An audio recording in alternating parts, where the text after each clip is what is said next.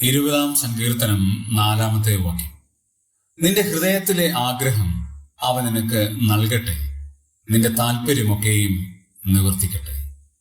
ദാവീദിന്റെ സങ്കീർത്തനങ്ങളിൽ ഏറ്റവും ചെറിയ ഒരു സങ്കീർത്തനമാണ് 20. ഒരു ആശംസാ സങ്കീർത്തനമെന്നോ അനുഗ്രഹ സങ്കീർത്തനമെന്നോ ശത്രുക്കളുടെ മേൽ വിജയത്തിനായുള്ള ഒരു പ്രാർത്ഥനയെന്നോ ആത്മീയ നവോത്ഥാനത്തിന് വേണ്ടിയുള്ള ആഗ്രഹമെന്നോ നമ്മുടെ ഉള്ളിലുള്ള ആഗ്രഹം സഫലീകരിക്കുവാനുള്ള പ്രാർത്ഥനയെന്നോ ഒക്കെ ഈ സങ്കീർത്തനത്തെ വിശേഷിപ്പിക്കാനായിട്ട് സാധിക്കും.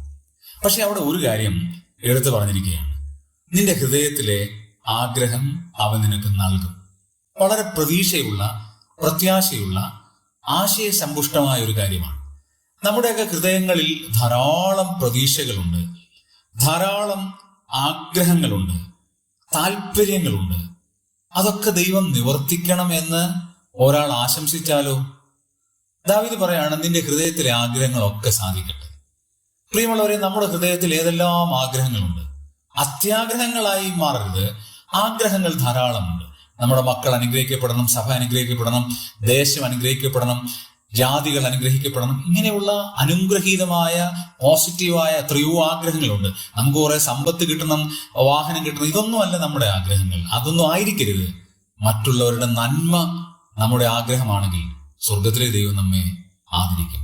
അങ്ങനെയാണെങ്കിൽ നമുക്ക് പറയാം, നിന്റെ ഹൃദയത്തിലെ ആഗ്രഹങ്ങളെ ദൈവം നിനക്ക് നൽകട്ടെ.